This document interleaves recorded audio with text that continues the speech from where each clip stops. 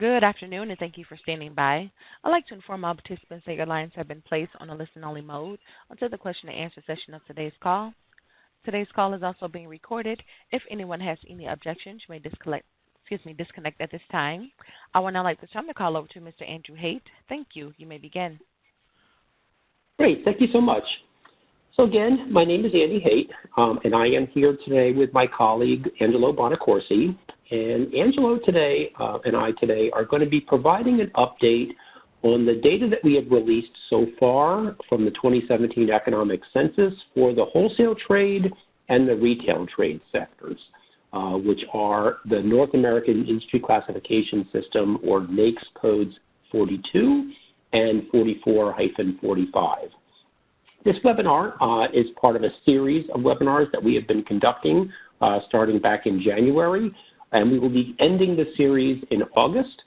So with that, let me go ahead and turn it over to Angelo so he can talk a little bit about the economic census, exactly what it is, and then I'll come back and talk a little bit about some of the findings from this economic census. So Angelo, it's all yours. Thank you. Thank you very much. Good afternoon, everyone. My name is Angelo Bonacorsi. As Andy said, I'm a program analyst for the Respondent Outreach and Promotion Branch here at the U.S. Census Bureau. And as you can see on the slide here, as Andy said also, this webinar is the 17th of our 20-part series that showcases data from the 2017 Economic Census. As you can see, on Tuesdays, we've been conducting these webinars with a focus on state-specific data, while our Thursday webinars are structured around specific sectors, otherwise known as North American Industry Classification System, or as we're going to refer to it, NAICS codes. All of our webinars are archived and available through our Census Academy webpage that can be accessed by the link there at the bottom of the slide. Included for each are transcripts, audio files, and copies of the PowerPoint. So just in case you want to go back and revisit portions of this webinar, or if you're interested in one of our past selections, this is the place you want to go. Typically takes about a week for newly recorded webinars and their materials to post. So if you don't see what you're looking for right away, please check back in a few days and it should be there for you. And, going to the next slide. So to kick things off here, let's talk a little bit about the U.S. Census Bureau. Here it comes as no surprise that we are currently in the middle of the 2020 decennial census. You may have also heard this referred to as the population census. We conduct this census every 10 years, and it is a complete count of everyone living in the United States. The census is the very first where we are collecting all responses, with a few exceptions, completely online. While this is clearly the largest and most public-facing duty the Census Bureau is responsible for, many don't know that that's not all that we do. As the government's largest statistical agency, every year we are responsible for conducting more than 130 monthly, quarterly, annual, and periodic surveys. These include demographic surveys like the American Community Survey, also called ACS, which provides demographic, socioeconomic, and housing data on an annual basis, all the way down to the census tract level. This survey can help local officials, community leaders, and businesses understand the changes that are taking place in their communities. Also, every 5 years, we do a complete census of governments. From this census, we publish information on state and local government sectors, including data on employment, wages, assets, revenues, and so on. It provides authoritative benchmark figures on public finance and public employment. And finally, there is the Economic Census. The Economic Census is conducted every 5 years for the years ending with 2 and 7. This is a census of employer businesses, meaning businesses with 1 or more paid employees. The census also serves as the most extensive collection of data related to business activity. Around 4 million businesses, large, medium, and small, across the U.S. will receive surveys that are tailored to their primary business activity. And the data produced can be an invaluable resource for industries. For example, trade associations rely on census data to measure key business facts they can use to gauge organizational structure and product trends. You can learn more about these through our website, census.gov. We click over to the next slide.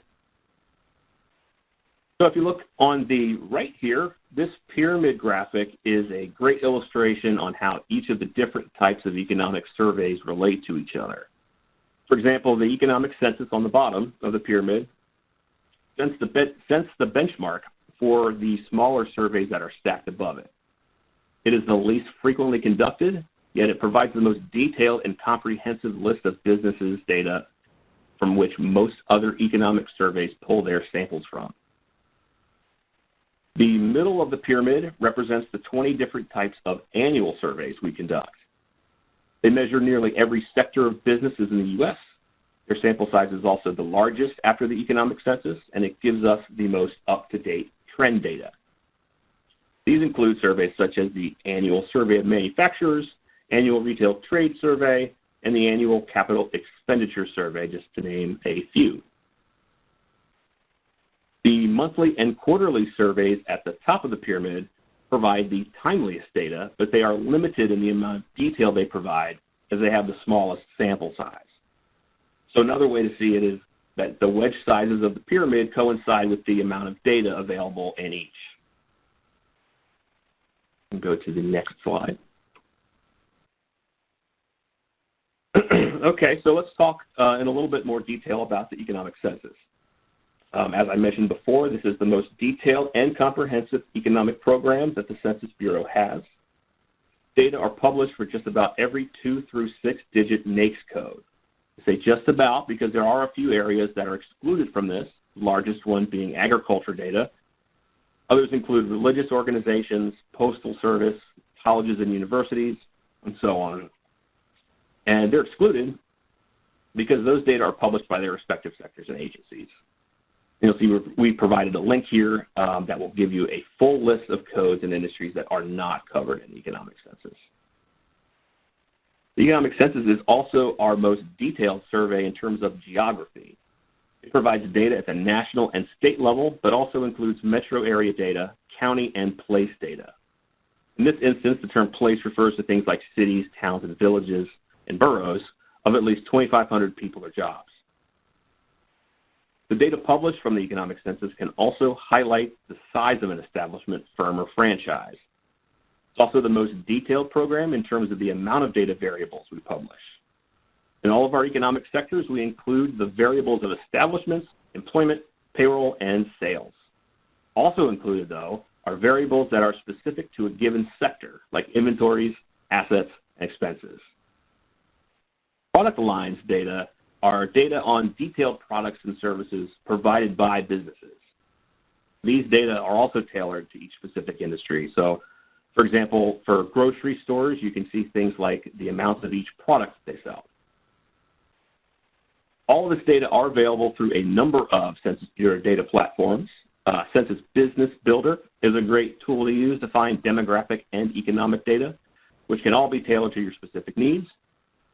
There's also data.census.gov, which recently replaced American Fact Finder as our enterprise data tool. There are two other surveys I want to mention here, Survey of Business Owners and the Annual Survey of Entrepreneurs.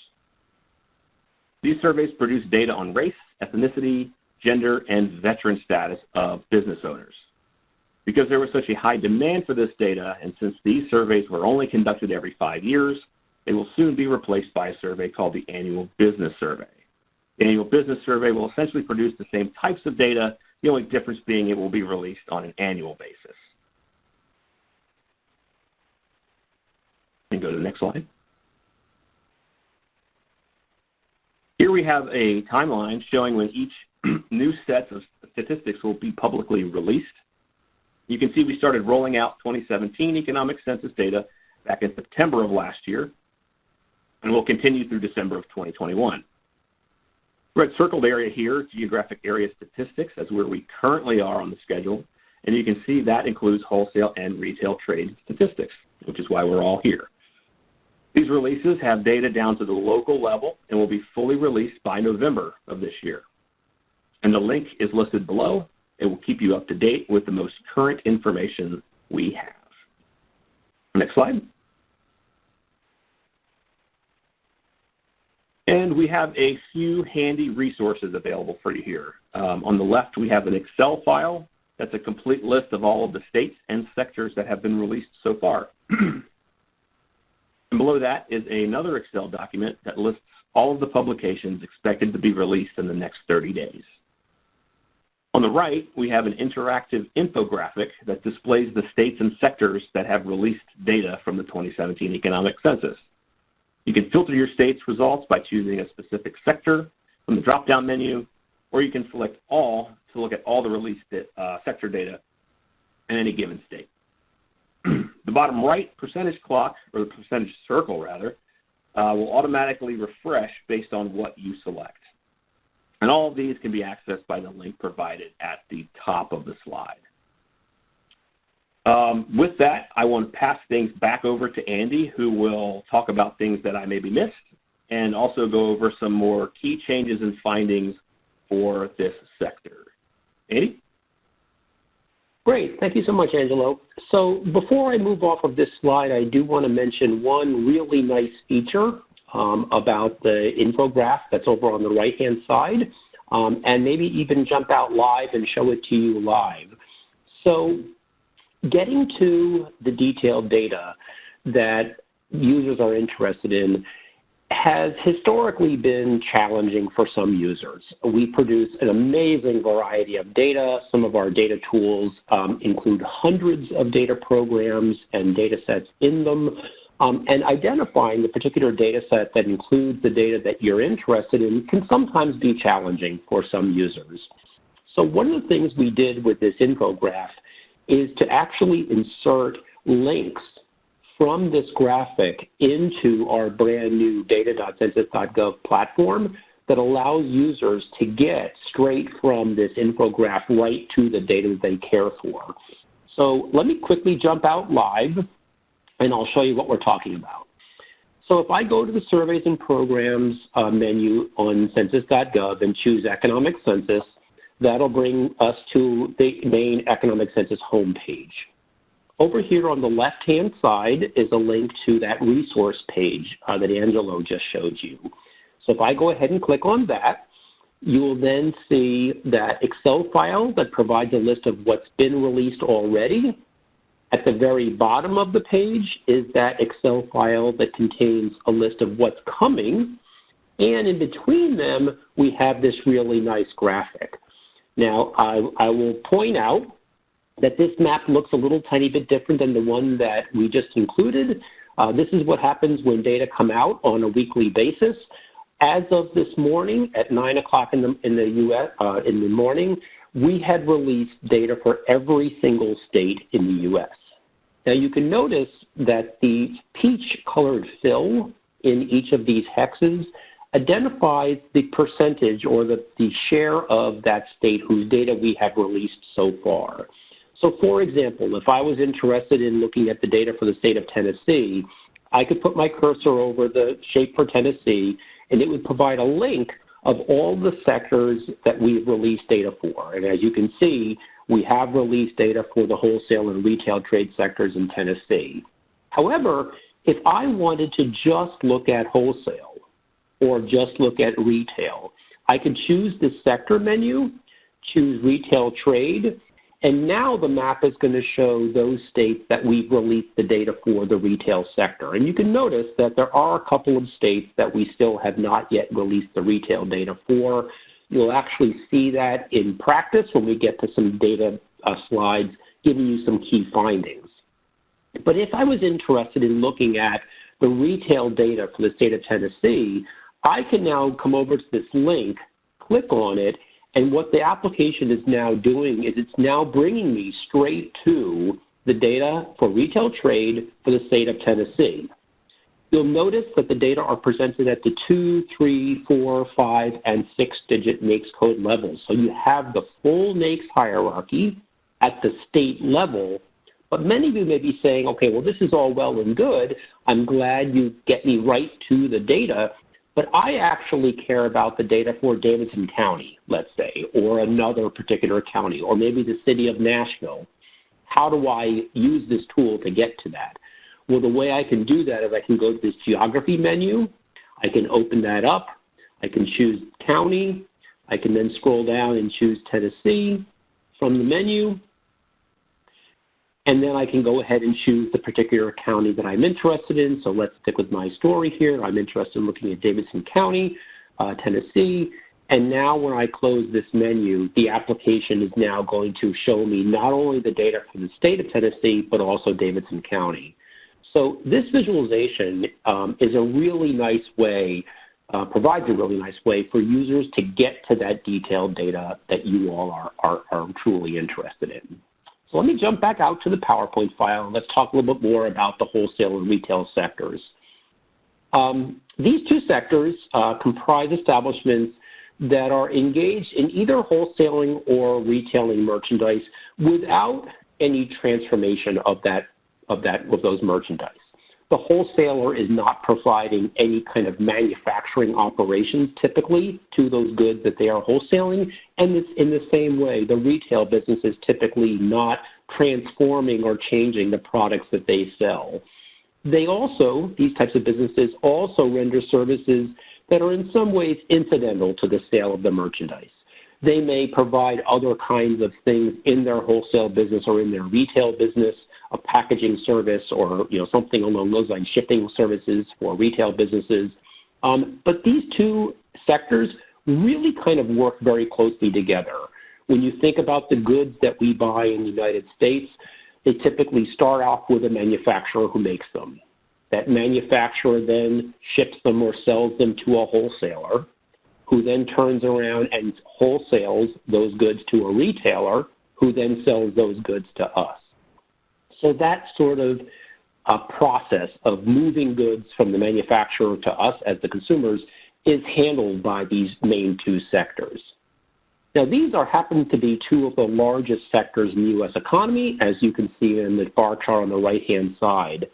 Retail trade is the #1 sector in the United States in terms of the number of businesses. And as you can see, there's a little over 1 million retail businesses in the United States.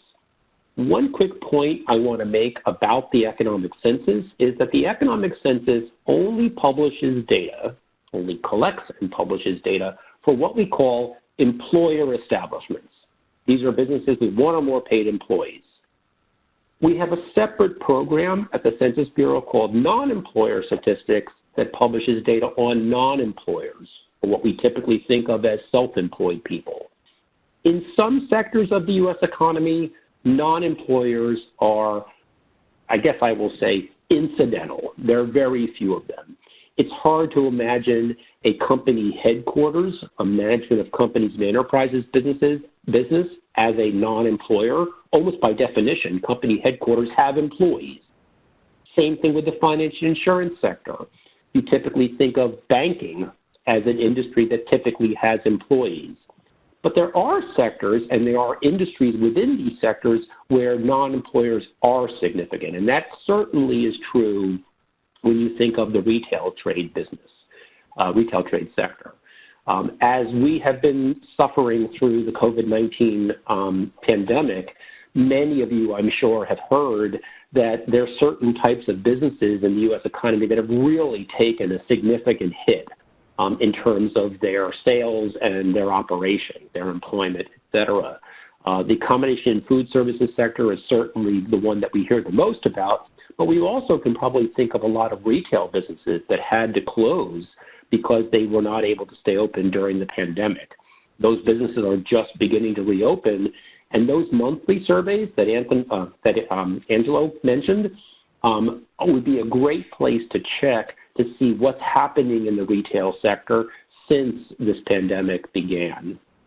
Now, looking at some key facts for this sector, you can see that the wholesale trade sector is actually ranked 10th in terms of the number of locations, the number of establishments. It's ranked 9th in terms of the employment, with about 1.5 million employees, where retail is the second-ranked employer sector with about 16 million employees of those employer establishments. But this ranking of retail and wholesale against other sectors really changes quite a bit when you look at revenue or sales. The wholesale trade sector is actually our largest sector in the U.S. economy, ranked first, with total sales of about $8.5 trillion. Retail trade is actually the third-ranked sector. I believe, I have to verify this, but I believe that healthcare is actually ranked number 2 in terms of sales or revenue. So wholesale is certainly a dominant sector in the U.S. economy in terms of the sales of those establishments, and we'll actually see some of that when we get into the slides that provide a little bit of data about these two sectors.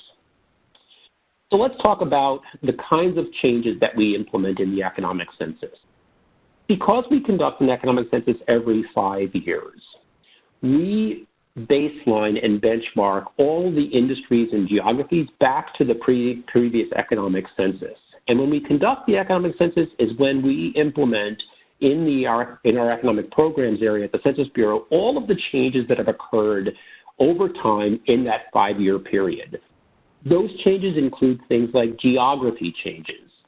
I know many of us probably think that the boundaries of counties, the counties that maybe we live in, don't change.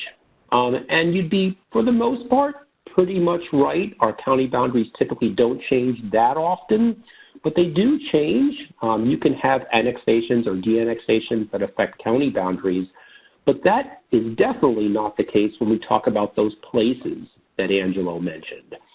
I always tell users, whenever you are comparing data over time, whether those data are from the economic census, comparing 2012 to 2017, for example, or whether those are from other Census Bureau business surveys, or whether those are even from non-Census Bureau data sources.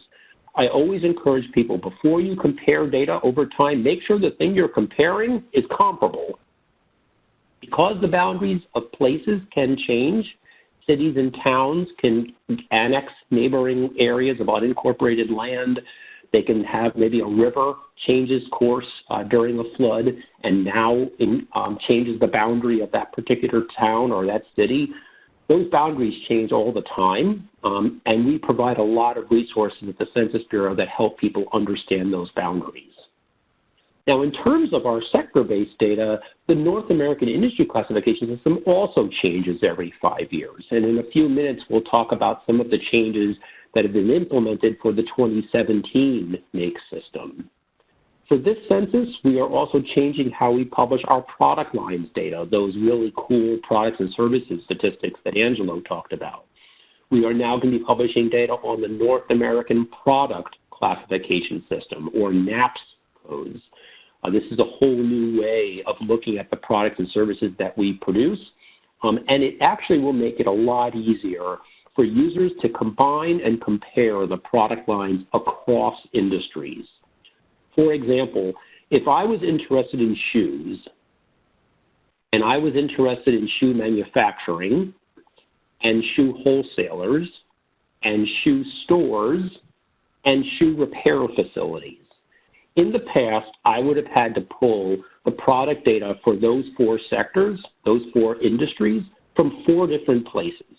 The data were not consolidated, and pulling them together could be really challenging for some users.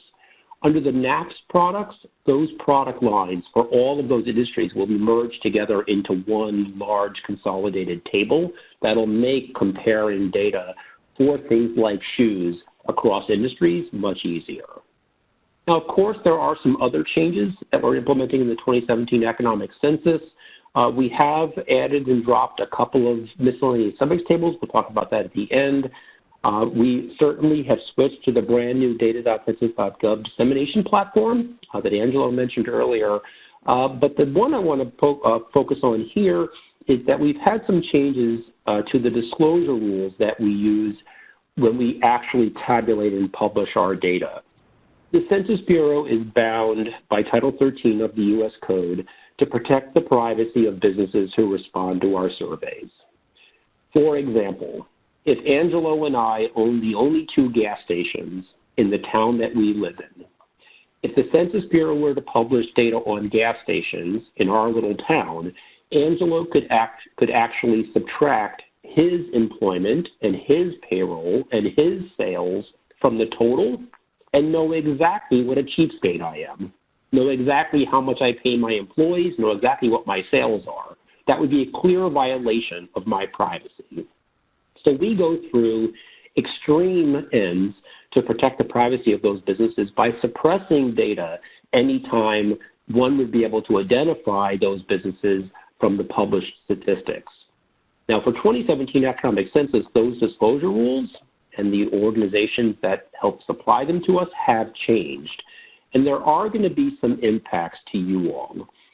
What I will advise is that whenever you are looking at our data, I always recommend people start off with the more aggregated NAICS codes and the more aggregated geographies, and then drill your way down to the more detailed industries. So for example, maybe I'll start off by looking at retail trade in Maryland.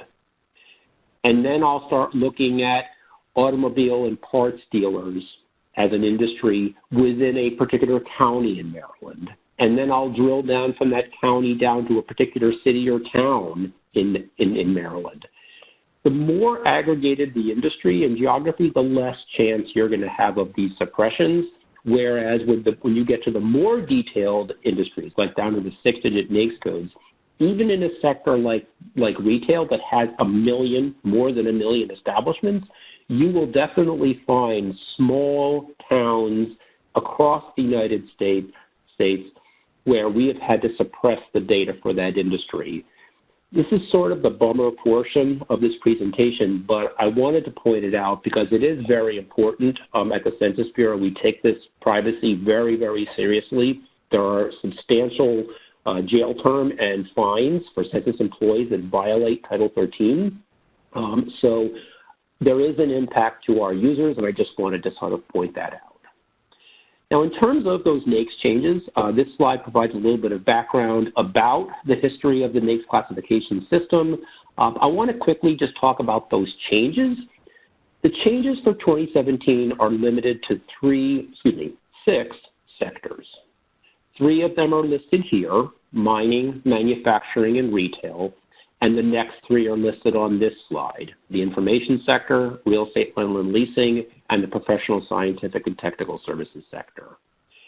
Now, when you look at these changes, you can see they're grouped into a couple of different categories. For the retail sector, you can see that we have actually moved around some activity that used to be classified as a discount department store versus a warehouse club. So, for example, if you have a store, discount department store, that sells a fairly insignificant amount of perishable grocery sales, that business would continue to be classified as a department store. But if that business sold a significant amount of perishable groceries, that activity that used to be classified in NAICS 452112 would now be moved into the warehouse clubs and supercenters industry 452311. Now, usually when we make these NAICS changes, we change the code. So that is a way to be alerted to the fact as a data user that there's been some type of change. But if I looked at just the title of that industry, warehouse clubs and supercenters, I would not know that that industry actually had some content change, that there were businesses that previously used to be classified as a discount department store that are now being classified as a warehouse club or supercenter because of that significant amount of perishable grocery sales. So it's, again, very important to understand those classification changes. In the retail sector, you can also see that we've taken the codes for electronic shopping, electronic auctions, and mail order houses, and those 3 activities are now consolidated into a single code called electronic shopping and mail order houses. Often when we consolidate codes, it's due to decline in an industry. An example of that would be in the manufacturing sector. We don't make very many cooking appliances, refrigerators, laundry equipment, or other kind of household appliances in the U.S. anymore. So those 4 industries were getting harder and harder for us to publish the detailed data for because of privacy. Now we've consolidated those 4 industries together into one industry. In this case, the electronic shopping, auctions, and mail order houses, maybe we haven't seen a decline there, but the players in those industries may have changed. And now some of those same businesses that offer electronic shopping also provide mail order services. So that's why we've consolidated those three industries into one. Now you'll notice on these two slides that NAICS 42, wholesale trade, was not listed. There are no changes to this particular sector for the 2017 economic census, so comparisons back to 22 are completely possible. And even when you're comparing 2012 NAICS back to 2007 NAICS, there were a couple of changes in the wholesale trade sector, but some industries are also comparable. So again, I would encourage you all, when you're doing comparisons of these industry data over time, to please check out our NAICS website where you can learn more about these changes. Again, we've included the link to the site on this slide. And as Angelo pointed out, these materials will be made available to you after the presentation. So getting back to where we can go to access the data, Angelo pointed out that data.census.gov is the main place that you're going to need to go to access these data. If you are not already familiar with data.census.gov, if you are, as some of us, including me, still sort of bemoaning the loss of American Fact Finder, I will tell you that it's time to get over it. We do have some great training materials on data.census.gov, and I would encourage you all to check those out.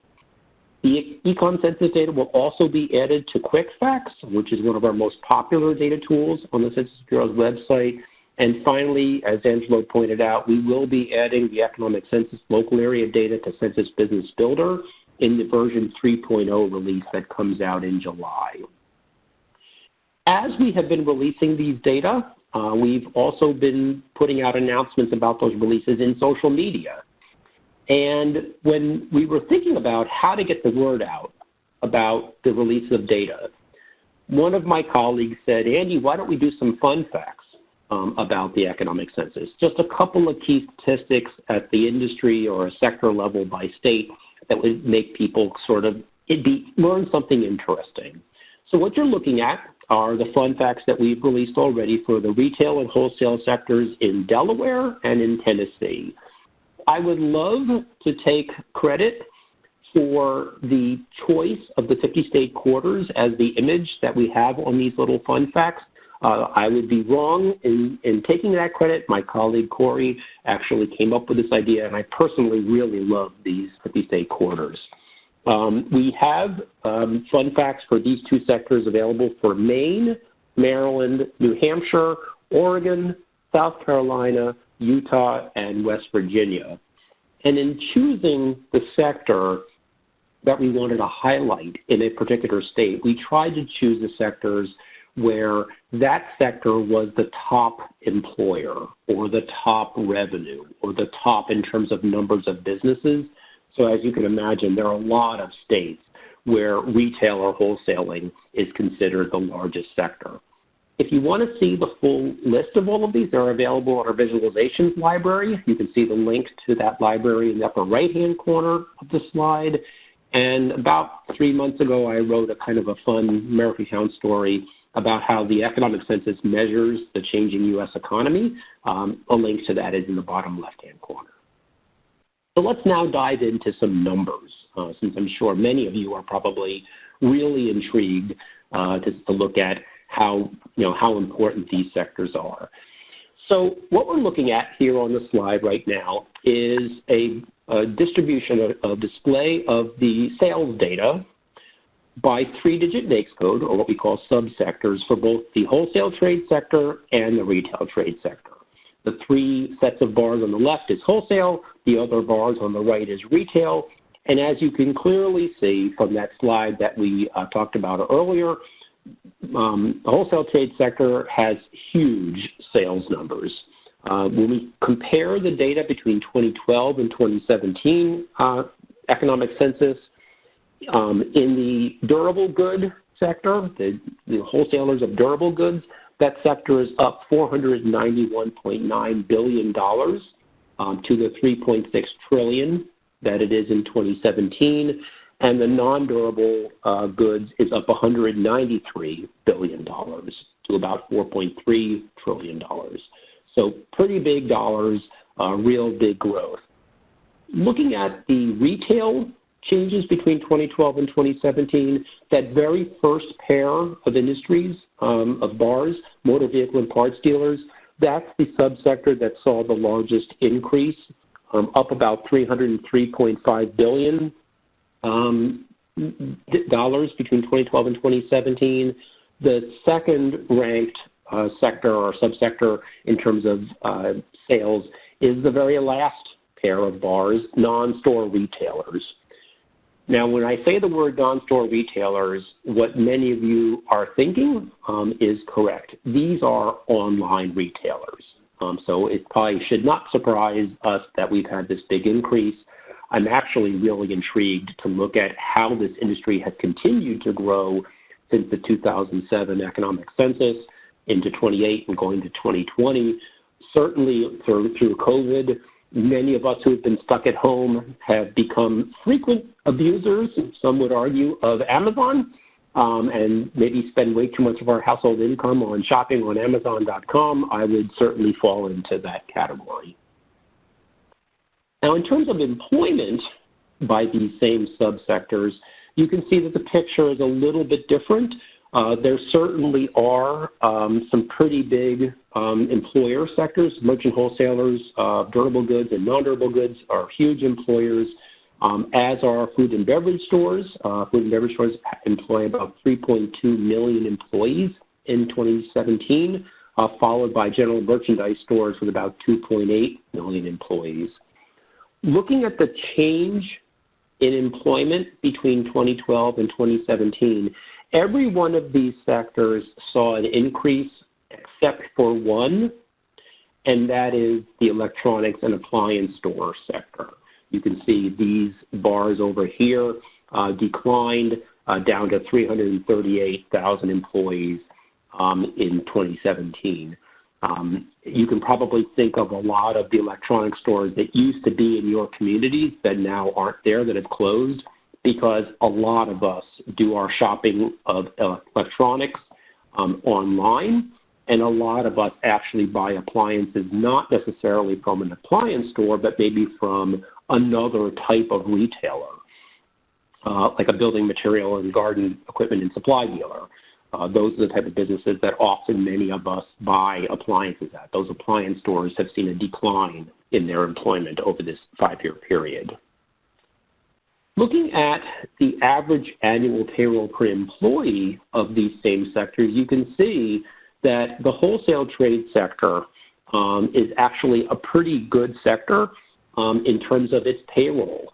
If you work for a merchant wholesaler that wholesales durable goods, on average, you'd be earning about $69,064 per year. That's quite a bit above the national average for all industries of about $52,300. In fact, you can see that the only wholesale subsector that's lower than the national average is the electronic markets and agents and brokers sector at $46,000. In comparison, on the retail side, every one of the retail subsectors has an average annual payroll per employee below the national average. The two that have the highest are motor vehicle and parts dealers. These are the track autos and those kinds of businesses in your local communities. And finally, that ever popular non-store retailers. One quick point that I want to make, whenever we're looking at payroll data, and specifically average annual payroll per employee, is the following point.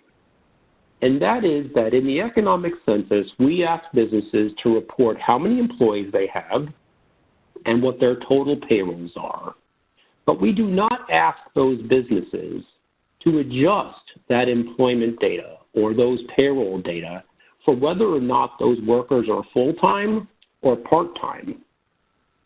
In many of these retail industries, the workers in that industry don't work a full-time schedule. They're not working a traditional 40-hour-a-week schedule. So when you look at the average annual payroll per employee, many of you may be saying, oh my goodness, how is anybody who works in a clothing and clothing accessory store surviving on an average of $17,918 per year as their average annual payroll? The reason why they are doing it, surviving, if you will, is because they probably have another job. This is a part-time job for them. They're not working a full-time hours for these types of businesses, and maybe have a second job or a third job that they use to supplement their income.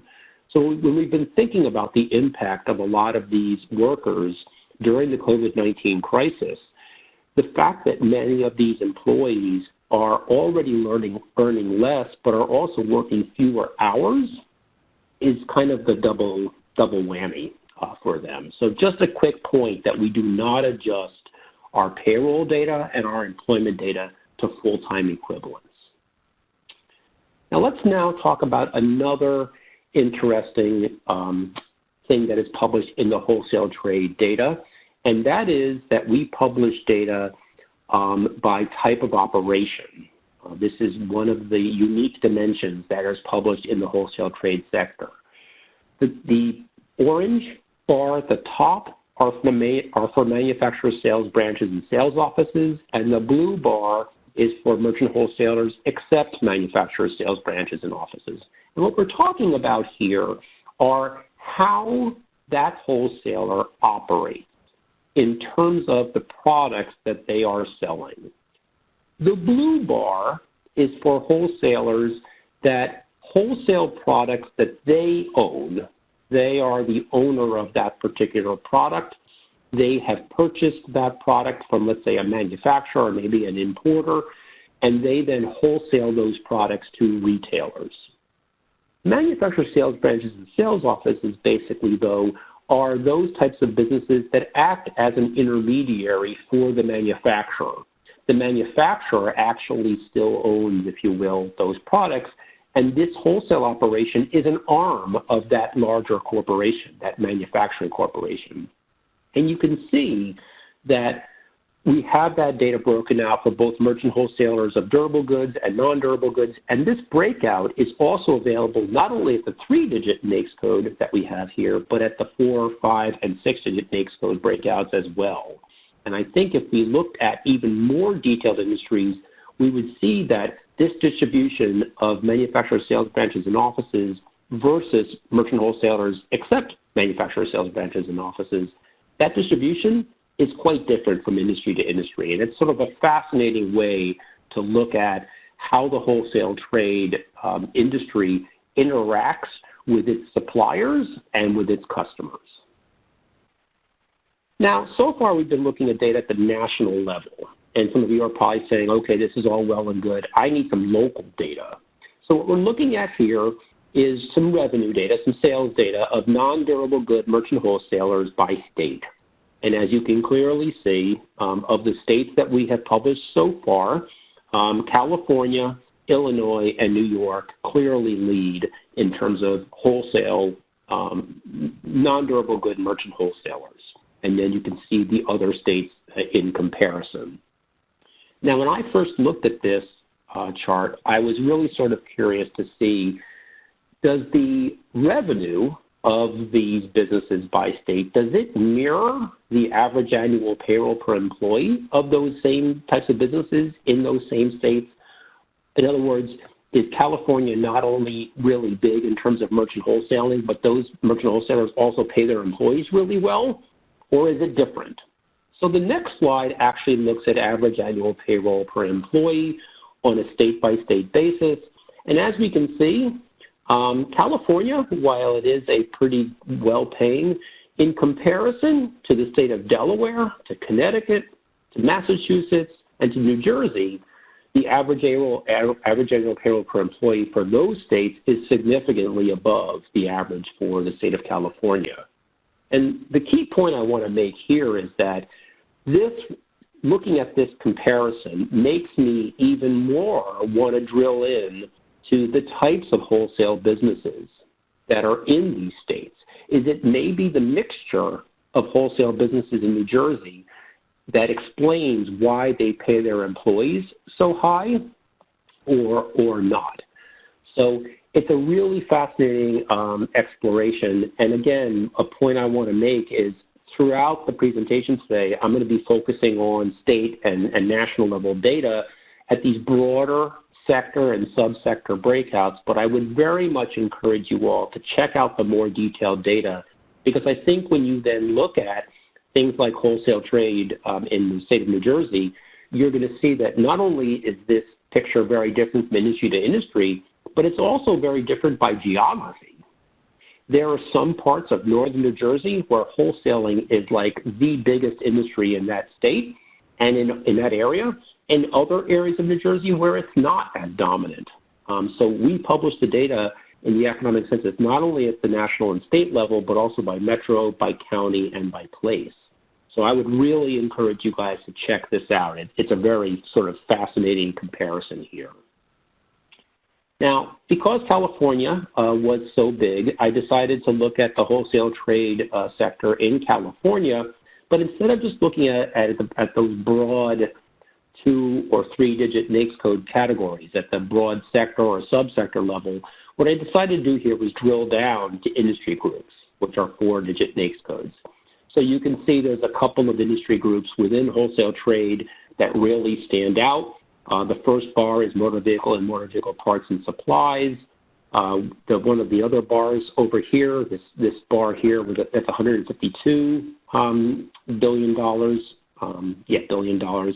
That's household appliances, electrical and electronic wholesalers.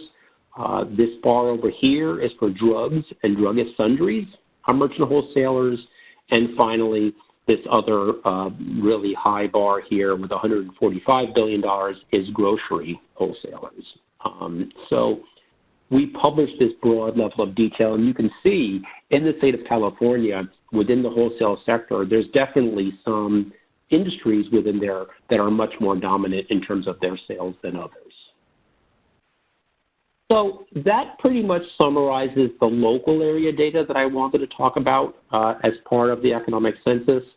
I want to now turn it back over to my colleague Angelo so he can talk a little bit about what's coming up next after we release the local area data from the Economic Census, and then he'll close it out, and actually we'll start taking some questions both via the chat and via the phone. So Angelo, back to you. Thanks, Andy. So to give a little preview of what's coming up down the road, we have a few releases we want to point out. In November, we're publishing, like Andy was talking about earlier, the North American Product Classification System, or NAICS data. That includes the product line data that we talked about earlier, and it will enable you to combine data and compare product data across industries. Prior to NAICS, you'd have had to go and access multiple sources to get that information. NAICS will allow you to access everything from a single source. The NAICS website has a wealth of information, and we've provided the link for you here in the slide.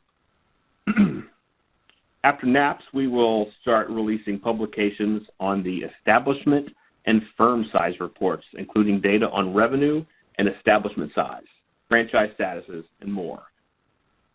Finally, from November 2020 through September 2021, we will release miscellaneous subjects data. And in this release, we combine class of customer, enterprise support, and exported services releases.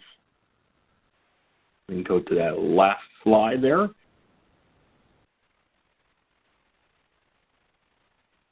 So in summary, to summarize, the Economic Census is our most comprehensive survey of business data. If you'd like to learn more, I encourage you to check out the website that can be accessed by the link provided here.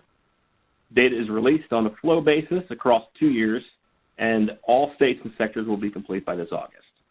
So again, here's the link for our release schedule. NAICS updates occur on a 5-year cycle. It's a good idea to check out this link from time to time to make sure there were no geographic or other changes in NAICS. And data is now live on our new platform, as Andy and I both mentioned earlier, data.census.gov. That replaced the American Fact Finder, which you can no longer access. It has been sunsetted.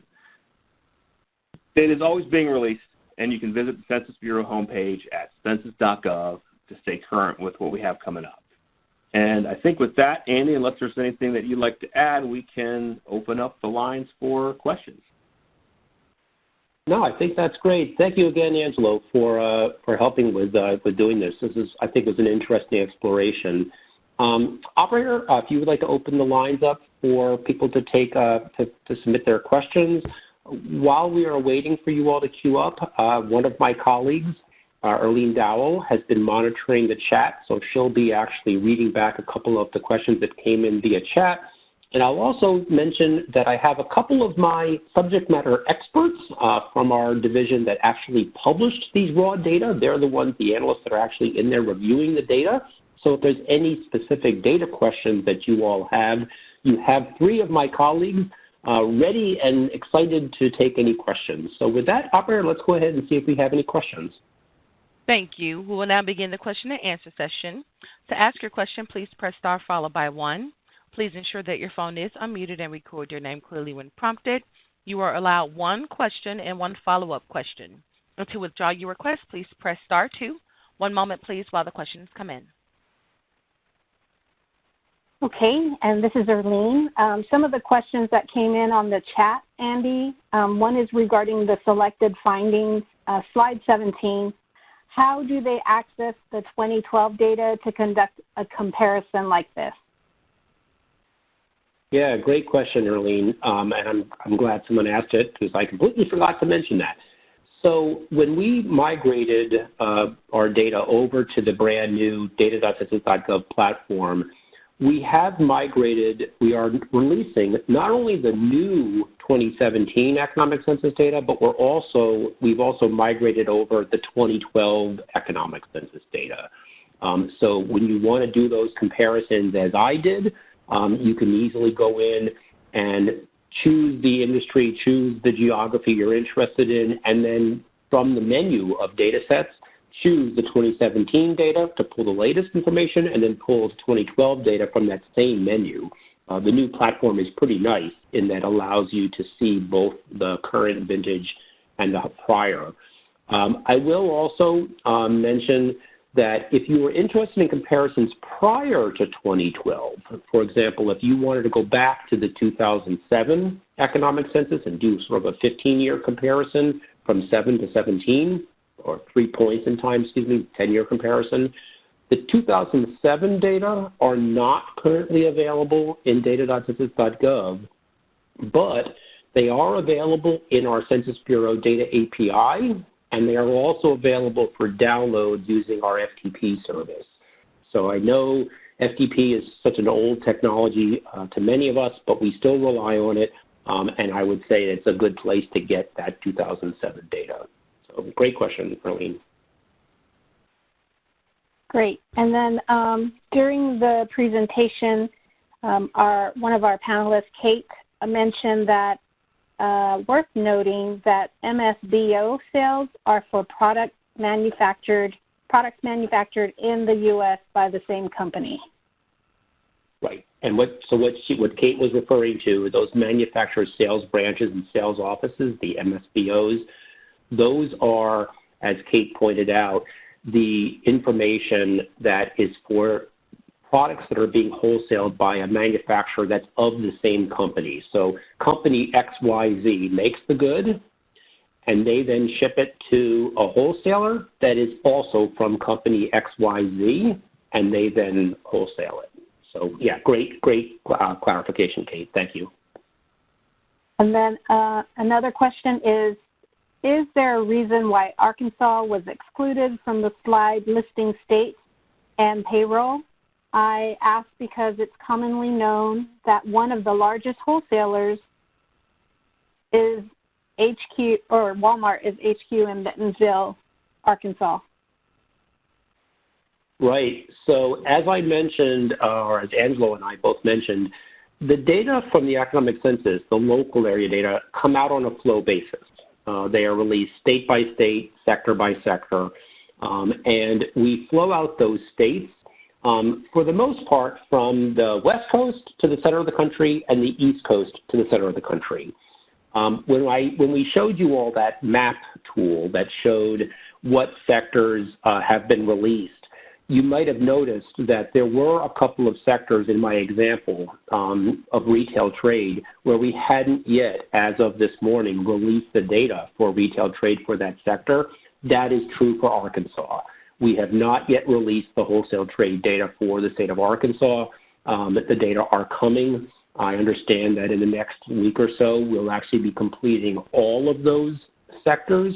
And then in August, when we close out the local area data, we'll be releasing the data for mining construction, and manufacturing. So those three sectors will release all of their data at one time. But yes, that's why Arkansas wasn't shown. Your question also raises a really interesting point, that when we look at the comparison of data between 2012 and 2017, and you see big changes in a particular industry or a particular geography, sometimes those changes are due to general growth across multiple businesses in an industry. You have general growth, healthcare businesses across all counties in all states are growing, maybe not uniformly, but they're all growing. So that increase in the healthcare sector in the U.S. has happened all over the place. But every once in a while, you will also notice changes where there's a big increase or a big decrease in a particular industry, and where that increase or decrease can be in many ways attributed to a much smaller number of businesses. Those privacy laws that we have to abide by prevent us from publishing data that identifies individual companies. So I can't name any particular companies that showed big increases or decreases, but often that local knowledge that you have of your local communities can be very useful to you when you're trying to make sense of big changes that you may be seeing in a particular industry. So that was a great question. Thank you. Great. Another question is, the only year currently available to select for Wisconsin is 2017. When will the 2012 data be migrated? So I would love to say the data is coming soon. The data is actually there, so the fact that you're not able to access the 2017, or excuse me, the 2012 Wisconsin data does make me wonder if something was going on during your query when you were trying to access it. So what I would encourage you to do is send me an email. My email address is here on the slide, andrew.w.haight@census.gov. Or just give me a call, and we can walk through the extraction together. I suspect that there was probably something that happened during the extraction of the geography or the industry you were choosing that prevented you from seeing the data for 17 and for 2012. But yes, we can certainly walk through that together. And one more question. Discount department stores with significant sales of perishable food items are now classified with club supercenters defined significant sales. So when we talk about significance, we're talking about the share of their sales that are in a particular category. How they are defining significance in this particular example, I honestly don't know the answer to that question. I might actually turn to one of my colleagues here from our subject matter area who might know what is defined as significant. What I would certainly say is check out the NAICS website, because I'm fairly certain that that definition of what constitutes a significant perishable goods sales is probably defined there. Every time we change the NAICS classification system, there's an entire process of doing an announcement in the Federal Register, floating out these proposed changes for comment with both data users and respondents to our surveys to make sure that the changes that are being proposed is actually going to be reportable to the businesses. So there's a pretty involved process to do that. And I'm fairly certain that's going to be well documented on the NAICS website. So, yeah, that's what I would recommend. Any of my colleagues, maybe from Census, have any thoughts on what's defined as significant? Andy, this is John Noggle in the Retail Trade Branch. Yeah, thanks, John. Yeah, I mean, it is, you know, a lot of it is just kind of analyst judgment. But we typically think of the stores that are selling a minimal, that have historically been known as discount department stores that are selling a minimal amount of, you know, perishable food, you know, that would maybe only be selling this stuff at the checkouts. I don't want to throw out a number, but I'm going to. But generally, if these stores are selling greater than 20% of their sales from food products, then they would go into that significant. So the 15 to 20% is kind of that number. Yeah, that's great, John. Thanks. Mm-hmm. There are no more questions on the chat. So earlier, I actually did see one thing that popped up while we were going. Someone asked a question about franchising and when did we start publishing data on franchising. The answer is 2012 for the 2007 Economic Census. Up until the 2007 Economic Census, we had not published detailed information across multiple industries on franchising. And one of our organizations, an association that we work very closely with, was very interested in us getting some detailed information on the franchising industries to understand how franchise restaurants compare to non-franchise restaurants. Are these restaurants, do they tend to be more productive or lower productive? Do they pay their employees more? Do they pay their employees less? Do they generate more or less revenue? So that sort of franchise, non-franchise comparison was born in the 2007 Economic Census. That was the first year that we collected that.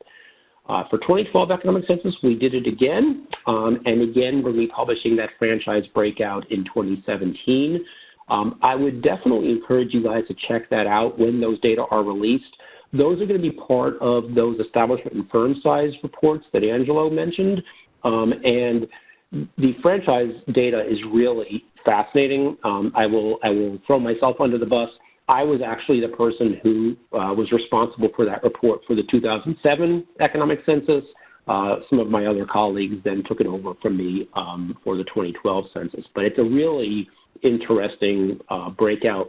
And the last point I'll make about it is that there are a lot of industries, there's over 300 industries that we publish data on franchising on, that you wouldn't automatically think of as being engaged in franchising. For example, sign manufacturers happens to be an industry where there's actual franchise opportunities, and we publish data on sign manufacturing as a franchise industry. I would have never have thought in all my life that would possibly be engaged in franchising. We all typically think of fast food when we think of franchising, but it's actually scattered across 12 of the 18 sectors of the U.S. economy have some type of franchise activity in them. So great question. Let's turn it over for some questions on the phone. Thank you all for being so patient. We do have a question over the phone if your line is now open. Good afternoon. I really appreciate you guys. I'm actually a census analyst in Philadelphia, waiting due to COVID, not able to do our job. But I really appreciate the fun facts that you add to this.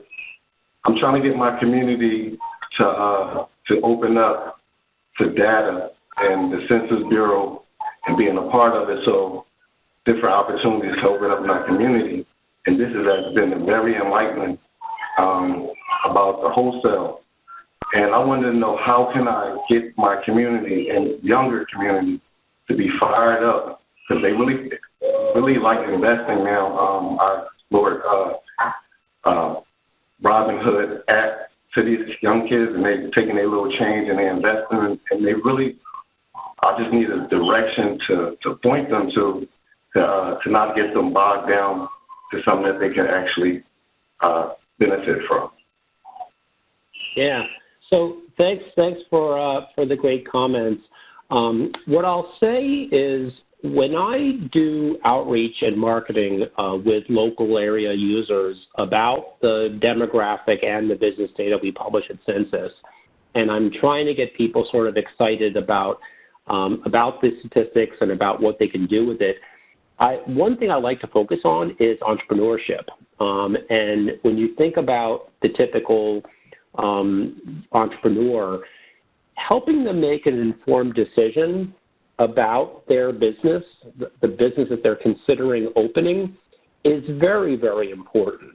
When I think about the businesses that have been being impacted by the COVID-19 crisis, I would say as an economist that businesses that truly understood their markets, that used data to drive the decisions that they were making in their businesses, including Census Bureau demographic data about their customers and business data about their industry, those types of businesses, excuse me, tended to be impacted less than businesses that don't make those kinds of informed decisions.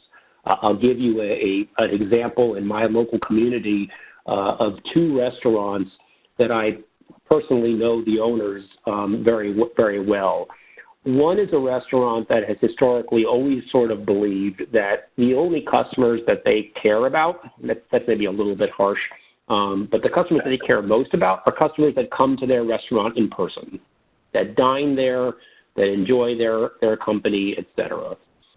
The other restaurant, the family that owns it, their daughter, who graduated from Temple University in Philadelphia, came back after graduation and went to go work with her family as having been a marketing major, and she knew about the demographic and business data that we have at the Census Bureau because she actually used to play soccer for me ages ago, back when I was young. And she said, you know, Mom and Dad, there's a lot of people in this community where the business is located that don't get home from work until 6:30, 7 o'clock. The D.C. area traffic is horrid, and these people are tired, and they probably don't want to come to our restaurant after working a full day, and if they want to come to our restaurant, they want to take the food to go. So that restaurant had been providing delivery and carry-out service for 3 years prior to this pandemic hitting. When the pandemic hit, they were already established in that sort of way of delivering food to their customers. So yes, they certainly were impacted by this pandemic, but their impact was not nearly as great as the other restaurant where they hadn't been providing carry-out and delivery service. And adopting that, sort of being a late adopter to that technology, they had some real growing pains. I will tell you the 3 times that I ordered food from them, all 3 times they messed up my order, and it made me very sad because I really love their food, but it made me really think about whether I wanted to go there anymore. So helping, encouraging folks to be, number one, aware of the data we have, but also helping them understand how they can use that data to make really strong, informed decisions with their businesses, in their communities, I think is a great way to sort of build that rapport with folks in our local areas. Hopefully others on the phone agree with my assessment. But yeah, it's a really interesting way to get folks engaged with our data. Thank you. You're welcome. Operator, any other questions? No further questions on the phone at this time. Okay. And Erlene, did you see anything else that came in the chat that we didn't catch? There was one at the beginning, and it was regarding whether the information was from small business. Right. So when Angelo and I both made the point that the economic census covers employer businesses only, by definition, all non-employers are small. But even for the employer businesses, yes, we do actually have small businesses in our employer data products. You can probably think of the local gas station in your town that might have 3 or 4 or 5 employees, and they are employees. These are not independent contractors. These are employees of that gas station. Yes, we do publish data. We include in our surveys data on those small businesses. And actually, if you were interested in looking at the distribution of employment and payroll and number of establishments and sales by employment size, or by sales size that helps you understand the importance of those small businesses. Those are those establishment and firm size reports that Angelo mentioned will start coming out in November. We publish data on business size in a number of programs, the Census Bureau, including the Economic Census, but the Economic Census is really comprehensive. We have it broken out by both employment size and revenue size, and we have it broken out by establishment size and firm size, so firm being sort of a company. So, yeah, there's a lot of great information that really helps highlight the importance of small employers in our communities. Any other questions? I show no further questions. Okay. Well, again, thank you all so much for taking time out of your busy schedules to attend the webinar today. Again, I would encourage you all to check out that Census Academy site to access the recordings of not only this presentation, but also those previous ones. And again, I would encourage you all to look at that Census Academy site to see about the remaining webinars that we are doing. So with that, thank you so much and have a great afternoon.